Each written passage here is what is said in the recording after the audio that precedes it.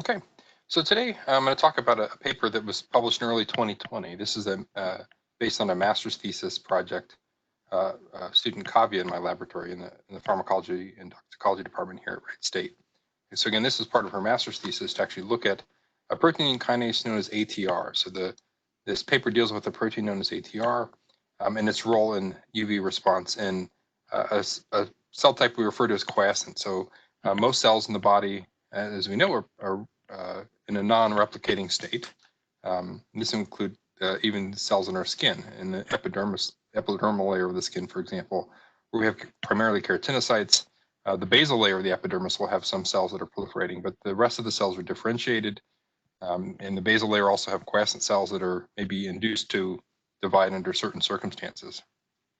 And so our interest here in this paper is to look at what this protein known as ATR does in this context. So ATR is known to be involved in regulating the DNA damage response, regulating DNA replication, regulating the cell cycle. So pretty much everything we know about this protein is in the context of replicating and cycling cells. And so one of my interests over the last few years has been to try to determine what ATR does in cells that are not actively replicating DNA. And we think this is important because, again, most of the cells in our body that get exposed to different carcinogens are not in that replicating state. And although the replicating state is very important, the quiescent state may also be important, particularly for things like mutagenesis.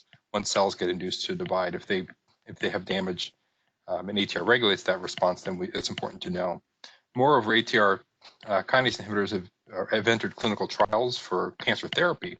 And so we think understanding more of what ATR does in cells that are not actively replicating is important to determine, to potentially understand the risk and benefits of ATR kinase inhibitors. And so what Kavya and I did in this paper was to look at the function of ATR in quiescent cells. And so much of what we worked with were two cell types. One were Hackett keratinocytes. So this is a keratinocyte-like cell line that's widely used in the field. Although it has mutations in, for example, P53, so it has some defects and altered chromosome number.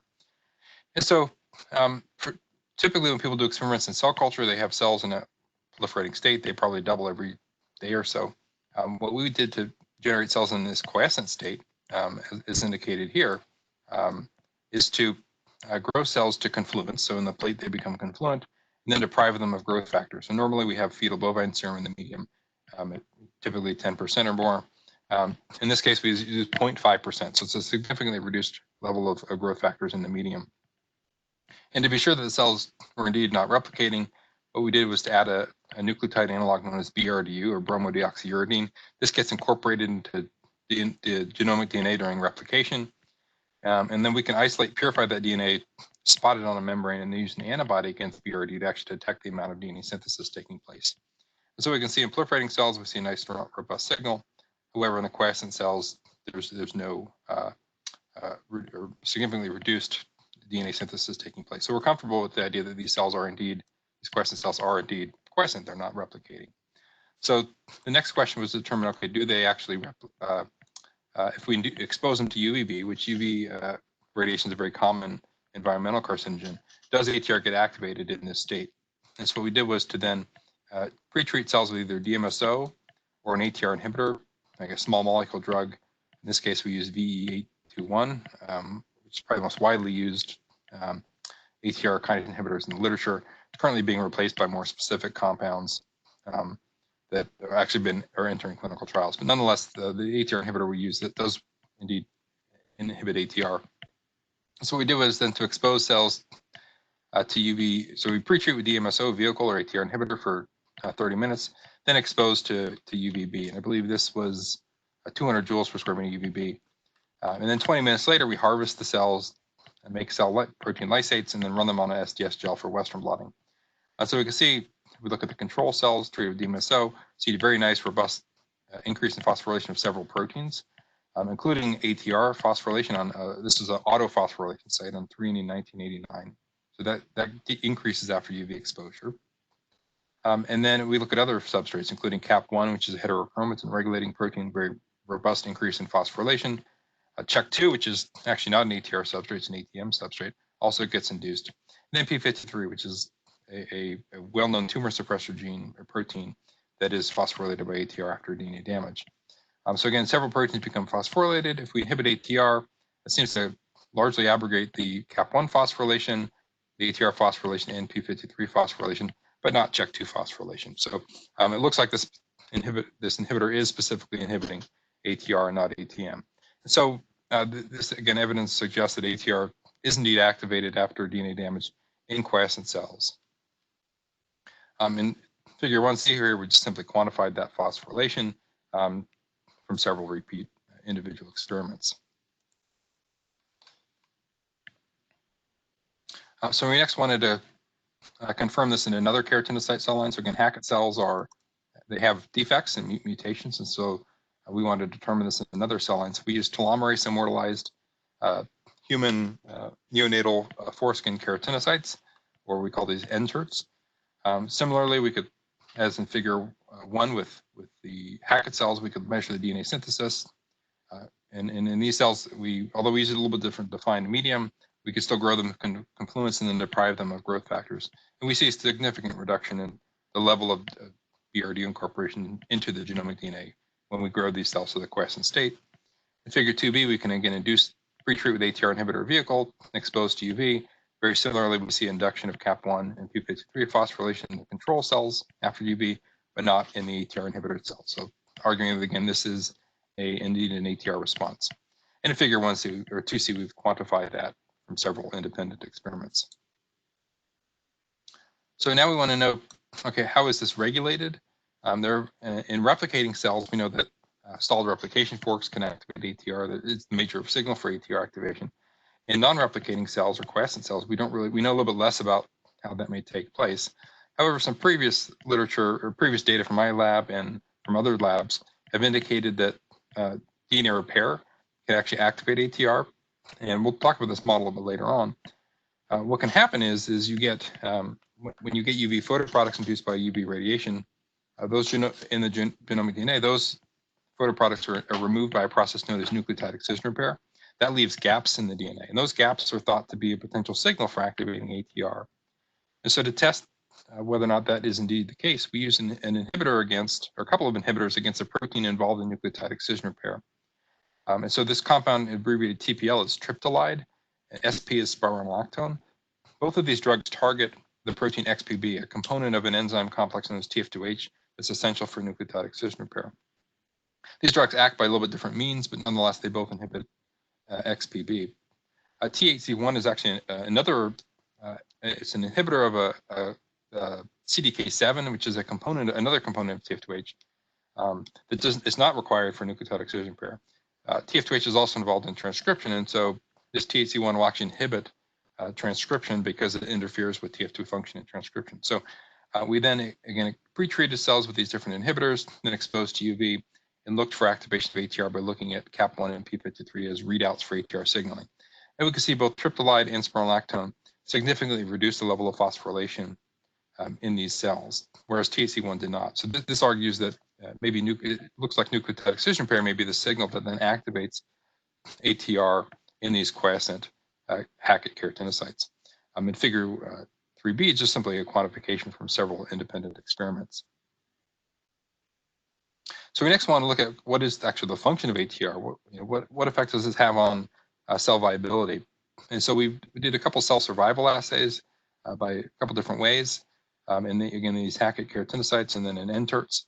And so what we did, pre-treat cells with either vehicle, DMSO, or the ATR inhibitor, then exposed to different wavelengths of UV.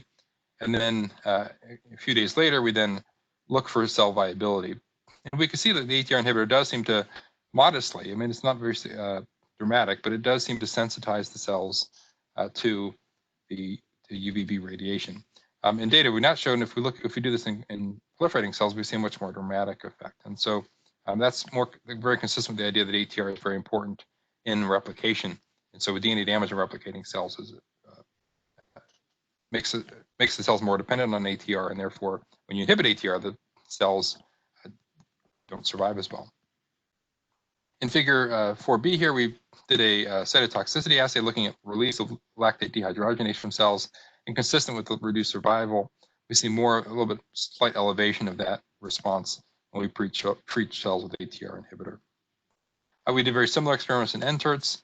These appear to be a little bit more sensitive than Hackett cells to the UVB radiation, but nonetheless, we see a modest potentiation of cell death induced by UV when we inhibit ATR, both in traditional cell survival assays and in cytotoxicity assays. So now we know these experiments I just showed were very short term, like 2 or 3 days after UV exposure. So we next wanted to look at sort of long-term viability. And this is important, I think, in the context of a quiescent cell. So a quiescent cell in the body, in the skin, may be exposed to UV. ATR will get activated to do something and regulate that response in some way. And so but that cell long-term, may be induced by other growth factors to then stimulate proliferation. And so the question is does that how does inhibiting ATR in this quiescent state affect the long-term viability? And so what we did is a traditional colony formation assay. So the experiment was basically set out just like all the other experiments thus far. We have quiescent cells, 2 days without growth factors. We inhibit ATR or not, then exposed to UV. And then what we did was to wait 5 days, to allow the cells to recover, and then we replate the cells at very low density, and then maybe 100 cells in a 10-centimeter plate, and then we wait 2 weeks or so, and then we stain these cells to look at viability and see how many cells can actually form colonies. And so in figure 5b, this is what we actually did, and so we can see in the control cells, particularly at the 400 higher dose of UVB, the cells become much more, they don't recover. So very few colonies, very few cells can actually divide and form colonies. In an ATR inhibitor, however, even at the lower doses of UVB, we see that the cells are quite sensitive. So they do not have the capacity to form colonies. Now this just looks at the colony formation ability. We also are interested in mutagenesis. So a very similar assay could be performed to actually look at cells that have mutations. And one of the classical assays in the field is something known as the HPRT assay. So this measures mutations at a gene locus known as the hypoxanthine phosphoribosyltransferase locus. And so this can be assayed by sensitivity to a drug known as 6-dioguanine. And so this drug normally, the cells with the normal wild type HPRT locus, they metabolize this drug and it generates a toxic compound that prevents cells from growing. However, if the cells have mutations at the HPRT locus, they become resistant to this drug. And so when we do these sort of colony survival assays in the presence of 6-dioguanine, we can determine what fraction of the cells that we plate can then divide and form colonies in the presence of this inhibitor or this drug. And so we can see in figure 5c here that we can measure the number of mutants that form. So we're counting the total number of cells that form per million cells that we plated. And we can see that in the DMSO treated cells, it's, I believe, 10 to 20 or so mutants per million cells. However, when ATR is inhibited, and ATR is only inhibited during this quiescent state, not during the actual recovery period of the 2 weeks to form the colony formation assay component of the experiment. When ATR was inhibited early on, it increases the mutation quite a bit. So it's about a 10-fold or so increase in mutation frequency, suggesting that ATR is very important in the quiescent state to reduce the likelihood of mutations forming in the cells. So the question is, okay, how is that taking place? What is ATR regulating to limit that mutagenesis? So we looked at repair. So again, UV radiation induces DNA lesions in the lesions, photoproducts in the DNA, known as one of which is the cyclobutane pyrimidinamers, or CPDs. And so we can measure CPDs by immunodoppling. So essentially what we expose cells to UV, do these experiments like before, but then harvest cells at different time points, purify genomic DNA, spot it on a membrane, and then probe for CPDs. Very similar to the BRD assay I showed in figure 1. So except we use an antibody against the CPD, the photolesion. And so we can see that with time in both cell lines, or both treatments, vehicle or ATR inhibitor, there is a reduction in the level of CPDs remaining in the cells. It was not a very significant difference between the two. There was no significant difference between the two treatments. And therefore, it looks like the effective ATR inhibitor in these quiescent cells, in these quiescent Hackett keratinocytes, is not to regulation of DNA repair. We also wanted to see if some other aspect of the DNA damage response was altered by ATR inhibition. Again, this reduced viability and increased mutagenesis could be due to potentially double-strand breaks that form in the DNA at a higher frequency in the presence of the ATR inhibitor. And so we then assayed double-strand break response in these cells, by one of which was looking at DNAPK phosphorylation. So DNAPK is a protein kinase that gets activated in response to double-strand breaks. It's part of a process known as non-homologous end joining that can repair double-strand breaks. And this gets phosphorylated after DNA damage. However, there was not a very significant difference in the level of DNAPK phosphorylation with or without the ATR inhibitor. Moreover, as I mentioned earlier, CHEK2 phosphorylation is a readout for ATM signaling, another signaling pathway that gets activated by double-strand breaks. And if anything, was modestly reduced after ATR in the presence of the ATR inhibitor. And thus, it looks like the increased mutagenesis is not simply due to increased double-strand break formation in these quiescent keratinocytes. So we next wanted to look at another step of DNA repair. So one of the essential parts of nucleotide excision repair is removing the UV photoproduct from the DNA. However, when that gets cut, that actually leaves a gap in the DNA. So I could show real briefly kind of what that looks like. So again, this could be your DNA. There's a UV photoproduct. Nucleotide excision repair system cuts that damage out in the form of small DNA. That leaves a gap in the DNA that has to be filled in by DNA synthesis. And so that requires several proteins that are known to be involved in DNA synthesis, including PCNA, which is a homotrimeric clamp protein that helps facilitate DNA polymerization by DNA polymerases. RPA is a protein that binds the single-stranded DNA gap. And so one of the things we can actually do to measure if that process, that gap-filling process, is altered, is to look at the association of those proteins with the genomic DNA by subcellular fractionation. So often when we do Western blotting, we look at total cellular protein, but we can actually break the cell down to different components, including look at the proteins that are specifically bound to histones in the chromatin inside the nucleus. And so what we did first was to verify whether or not we can measure this system efficiently. And so what we did was to treat cells with against spironolactone or triptolide, again inhibitors of nucleotide excision repair, then expose cells to UV, and then harvest the cells to look at the level of PCNA and chromatin. So in the vehicle-treated cells, we see an increase in RPA and an increase in PCNA on the chromatin, suggesting, again, this is a repair-dependent effect, or maybe it's UV-dependent. To show that it's repair-dependent, we use inhibitors of DNA repair. That seems to block both of these responses very nicely. So suggesting that, again, this assay of measuring RPA and PCNA on chromatin is indeed dependent on nucleotide excision repair. Figure 7b, I think we're at now, is simply a quantitation of several independent experiments.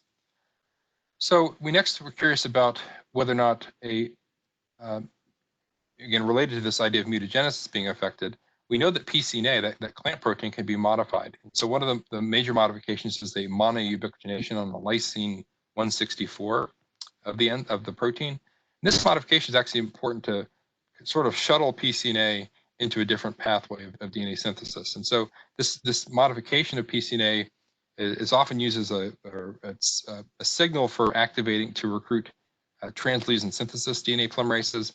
And so the normal DNA polymerases that fill in the gap, can do so potentially just fine, but sometimes these gaps potentially have damage in them. So maybe that the corresponding, although the damage has been removed from one strand of DNA, maybe there's a damage in the other strand as well.